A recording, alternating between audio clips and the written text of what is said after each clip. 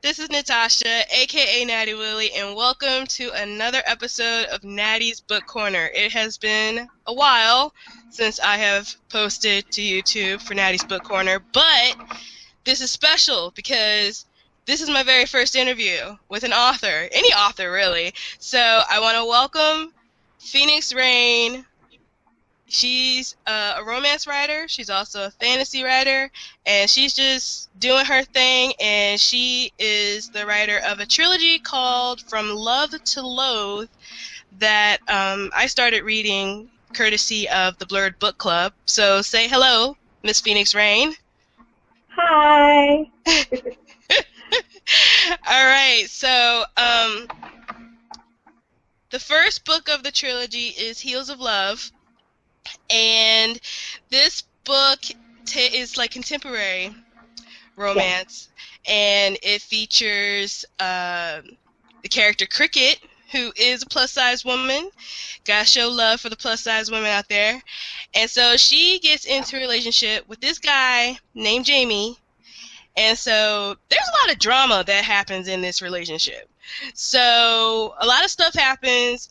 Phoenix Rayne drops a bombshell at the end of the first novel. So I had the honor and privilege of reading the second book that's coming out on Valentine's Day. And there's a lot of drama that happens in this book as well. So let's start talking about this book. All right, how did Cricket's story come about? Why is it a trilogy instead of one big novel? Okay. I lived in the Pacific Northwest for 4 years.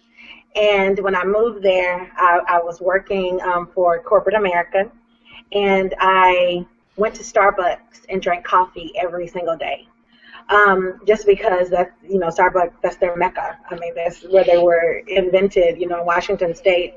So I drank coffee every day. I went to a Starbucks every day, and was with some girlfriends of mine who dated all of these like hot Native American guys, and I was like, oh my God. Where you were going with that? Yeah, I was wondering where you were going with that.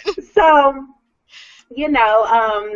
I'm from Arkansas, and we don't have I don't know if we have any, Native American reservations there, but I was, presented to the Native American reservations there with a couple of friends of mine, and a couple of them were Native Americans themselves, and I just got into that life. I knew, I was intrigued because I knew nothing about it. So, the fisherman life, the life of living on the land, from the land, yada, yada, yada, all that good stuff. I got the full, front seat for that.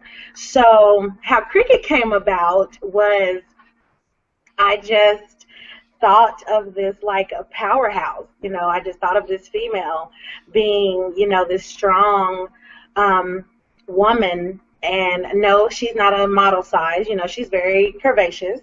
Mm-hmm. And she gets the job done. She's badass, and she gets the job done. So I wanted her to have just, this huge secret. I love the whole drama, the whole, piece of, yes, she's this person, but she's living this double life of being this person.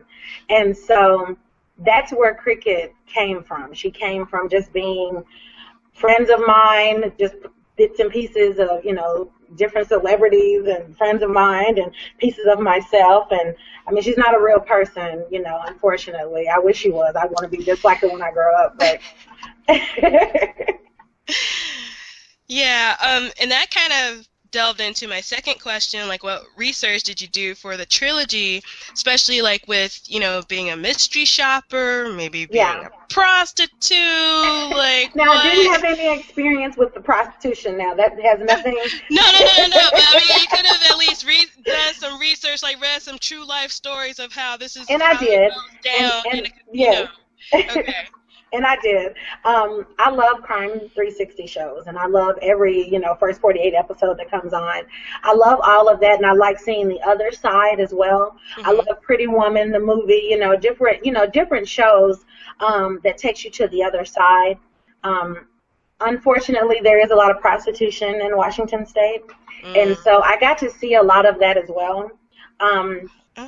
And so it just, brought me to the point of saying someone can be this person now and was this person before, but, they're trying to leave that past behind them.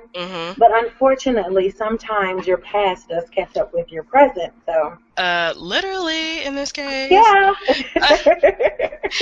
And you also talked about the fact that you kind of knew about the fisherman community because of you knew people that were Native American that were in the fishing business. So that's pretty cool too. Absolutely. All right, now Jimmy and Cricket's relationship is not your typical romance. Why is that? Well, I personally have never been in a normal romance either. Me and a bunch of my girlfriends set up one night a couple of years ago, and it was a game of my life is more jacked up than your life, and my relationship is more jacked up than yours. And so we shared all these stories, and you tell people what you want them to know. So we just bared it all, a couple of bottles of wine, and we bared it all. But everyone was saying, oh, no, this is what happened to me. I never told you guys this, but blah, blah, blah. And everybody was like, oh. Oh, my goodness. So it was that type of situation. And so in this story, I wanted it to be more of a Romeo and Juliet type of forbidden love. They're destined to be together, but they can't be together for whatever reason. I wanted that type of relationship between them. And I think I did it. I think I did it. Yeah, because I'm still waiting. Yeah. I'm still waiting. And the third book, when is that coming out? The third book will be coming out fall of this year. And I forgot to answer something you had asked me from the first question. You asked me a part 2 to the first question. I forgot what you... Yeah, why is it a trilogy instead of one big? Yeah, it's a trilogy because... my girlfriends, they all approached me and they were like, hey, listen, love the story. This is too much. And I said, what do you mean? This is too much. You're going to have to break this up. And I was like, well, no. Because for one thing, I wrote book 1 in like 4 days. So book 1 came to me just like that. Book 2 took about 2.5 weeks. And there wasn't even supposed to be a book 3. A friend of mine just basically put my life on the line. I mean, she told me she would kill me if I didn't finish the story because there was literally going to be just, a 1 and 2 and that was done. She told me I wasn't finished. And I absolutely hated book 3. I cried so many days. I hated that book. 100. No. When I say cry, it's not that it was anything bad that happened. Don't do that. Don't do that to me now. I hated the book because I didn't want to write the book. I didn't want to write the book, and so now book 3 is my favorite book out of all of them. My absolute favorite. Well, I hope it becomes my favorite just because the whole drama of the first 2, I'm like, I need something happy. Yeah. There's some happy stuff in book 2. There is happy stuff. There's a but lot then of happy stuff in book 2. Ends on a downer. What? All right. Why are men and even some women, why are they attracted to Cricket?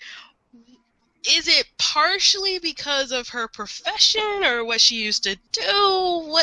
She's just magnet to all kinds of folk. They're just like, I want you. She is. It is. It's her air. She has this air about her, and it's really you really can't explain it. It's just she's been learned and she taught. That's just how she is. And when you meet her, you either want to be her best friend or you want to roll around in the sack with her. Mm-hmm. I mean, that's just how it is. She just gives off these vibes. And men and women, I mean, it's just like, Yeah, I'm like, can some of that rub off of me? Exactly. Me too. I'm just saying. But it's just her air. I mean, it's just in her, and there's nothing you can really, you just either want to be in her world or be, just take over her world or be in it, so to speak. What can you tease about the second novel, Wounded Love? Just a little bit. What can you tease for your fans? It's so hard to do that because it's a lot of drama in that book. I will say this: Wounded Love has a ton of action in it. I wanted to make Wounded Love I wanted to have it where you would see the real side of Cricket's life, and I think I did that. I kept it as raw as I could. I wanted it to be real. I didn't want to sugarcoat anything, so you won't be getting any sugar plums just, coated in sugar with this book. It is raw. I wanted to make it as real as possible, and I didn't want to, it doesn't have the sparkles and diamonds like the first book did. I mean, it goes pretty deep. It does, and I was really feeling for Cricket, let me tell you. Yeah. Yeah. There is even more violence in this book than the last novel, which is what you were trying to say, especially mental and physical abuse. Why? This book, I just wanted the readers to. The first book I just introduced you to what was going on. I introduced you to the relationship. In this particular book, I just wanted the readers to feel the pain. I really did. I didn't want to, I didn't put anything in there to just make you just want to cry, just to make you cry. I wanted the readers to, walk in Cricket's shoes, walk in those platforms she walks in every day, be with her when she puts the makeup on, be with her when she has to turn it on and turn it off. I really wanted the reader to really understand why she did what she did, and so many people, they're like, oh, she should have just left. She could have got out of there. And I'm like, no. She loves this man. They would kill this man if she had left, and she's going to take whatever she needs to take for that love because she loves him. And she's never felt love like this before. And that's true, especially from Heels of Love. She really put herself out there to save Jamie. Yeah. We learn more about Cricket and family in Wounded Love. Yes. Are there any more surprises coming up in the third novel? Yes. Big lots. Okay, because that's all I'm gonna say. I'm like, is she gonna go there in the third novel with what? Yeah. All right. Yeah, absolutely. You get Cricket's point of view for the majority of the both novels, and then Jamie, sorry. It's Jimmy. Oh, it is Jimmy. Okay. Yeah. Jimmy's point of view at the end of each novel. Will this trend continue in the third novel? Well, I have a little surprise. Tell the fans. Yes. So I will say this. The trilogy will continue to be in female voice. Okay? But come summer of 2014, there will be an ebook that will be in Jimmy's point of view. I didn't want to make it paperback because it would take too long, and I know my readers are like hounding me and harassing me about it. They're like, come on. I'm like, okay, I couldn't do that to them. So I said, okay, I can do an ebook just like that with, no problem. So there will be an ebook summer 2014 with Jimmy's point of view, and the ebook is going to pick up Jimmy's relationship with Elle, his breakup with Elle, and then when he turned into the real Jimmy from Little Samson to Jimmy. And so there's a process there that no one knows about, and I'm going to let him tell his side of the story. So he does have a voice. Just because Jimmy is not your typical...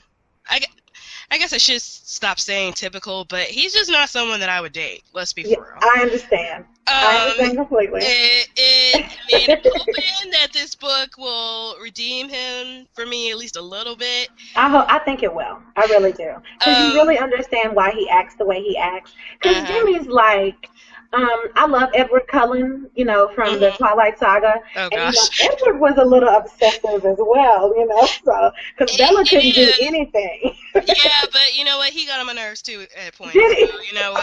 I was all about Jacob. I was all about Team Jacob. So, Yeah. you know what? Well, I will say this. I would say Jimmy is, of course, he's a little bit of native, so he's some of Jacob. He's some of Edward, and I would say he's some of Mr. Darcy from, Pride and Prejudice. He's a brooding, he's a brooding man. He does have that native, feel, the native thinking, and he has that obsession like Edward did, with Bella. So I would say all three of those characters, he does have different traits of each one. Yeah, don't get me wrong. The way that you describe him, he's very handsome. Yeah. And he's very physically endowed. Yeah. So, but unfortunately, his actions were kind of like a turnoff for me. And in fact, I probably would not have gone as far as Cricket had, but she had that love bug, and she had that love Jones, so she couldn't help herself. Because there's and I'm not, you and I know, and a few others who've read it, there's, a serious, powerful scene in book 2 where Jimmy may lose some fans. But I tried my best to explain it and to give the readers exactly what was going on. I didn't want to sugarcoat anything. I wanted them to see how much Cricket loved him. And the stuff that does happen between them in book 2, Jimmy hates what he's done to her. And, she absolutely hates what she's done to him. Because both of them have hurt each other. Yes, they have. Unwillingly. They were both innocent, And it happened. And I just hope, the readers will come back to Jimmy. I love D'Artagnan. Don't get me wrong. I love D'Artagnan. Poor D'Artagnan. I love D'Artagnan. I know, poor D'Artagnan. I mean, can't he just find someone else, really? Maybe someone that's like, plus sized, but, I don't know, just someone, can he just be happy? Can someone just love him for him? But Cricket loves D'Artagnan. She does. She has much love for him. Not the wrong, she has the wrong kind of love, not the one that he wants. Right. And he absolutely adores her. He adores her. So, I know. It's Jacob and Edward all over. I know. All right. What books do you have coming out soon other than Wounded Love, and what are they about? Okay. This Valentine's Day, I am having 2 releases, actually. Wounded Love will be the paperback that's coming out, and I also have an ebook. It's my first fantasy. Yay! It's called Cupid's Desire, and it will be an ebook, and it comes out on Valentine's Day as well. And Cupid's Desire tells the story of a Cupid by the name of Alaric. Now, Alaric is not the little chubby baby you see, with the diaper and the bow and arrow. He's hot. He's ripped. Of course, Of course. There have been some Cupids in movies that have not looked chubby and right. There you go. in a diaper. Right. So this tells the story of Alaric and a waitress by the name of Sapphire. Her name sounds way more glamorous than she is. She is a very plain Jane. I mean, she wears like a ponytail every day, no makeup, And there's nothing wrong with that because she's a beautiful girl. And, of course, she is plus size. Of course. Of course. Of course. And so it just tells the story of Alaric the Cupid and Sapphire, this waitress. And Sapphire gets in a pickle. Pretty big pickle, and Alaric has to unfortunately have a special assignment, and he has to protect her, and so it tells their story. So that's the next one coming out. So would you call it like a fantasy romance? Yeah, I would call it that, absolutely, because of course there's sex in it. Of course. It's Phoenix Rayne. Of course there's going to be sex. It's very sexy. It's not as much sex, of course, as from Love to Loathe. I'd say maybe two or three really steamy scenes, but from Love to Loathe, they was like on it every other day, so it's not that sexy. Jimmy was just virile. He was. Well, I mean, he had a beast down there, and he finally found somebody that could take it. Yeah, pretty much. Yeah. But I have 4 more other books coming out also. They're all going to be contemporary romance, totally different books. One of them is called Married at Midnight, Divorced by Morning. Oh, yeah. wow. Interesting title, I know. It's about a rancher and a lawyer, and so it talks about their love story. Another book I have coming out called Bruised Heart, and it's the story of Gunnar Hawthorne. Doesn't that name just Gunnar Hawthorne? Yeah, that just sounds all male. Yes. Just manly and just... That's the love story between Gunnar Hawthorne and Verdi. Also, I have another one coming out called Inked. And so it's about Inked is about a tattooed biker who falls for a supermodel. Ah! Yay! I know. So, of course, all my characters are plus-size girls. So, and then I have another book coming out called 3 Sheets, and it's just about 4 different relationships, all completely different. A broken relationship, a good standing relationship, new love, and old love. So it's a really good book, and so those 4 will be coming out this year. Okay, and the last one will have like multiple points of view from the different characters? Yeah. Mm-hmm. Okay. And all right, so what events do you have coming up? Okay, so I have I'm meeting with 2 book clubs next weekend, this weekend coming up for the book release, and it's in Arkansas, so I'm meeting with 2 different book clubs there.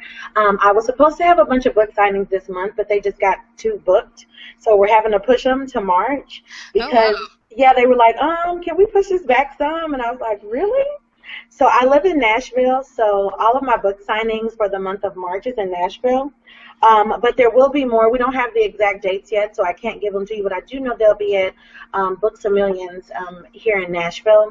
And I'm going to be doing some serious traveling, so book clubs, if you need me to come to your city, just let me know. So yeah, we'll definitely put the information in the comments, like as far as where to follow you and your Facebook page, Google Plus page, all that good stuff, which will list all your events. Yeah, cool beans.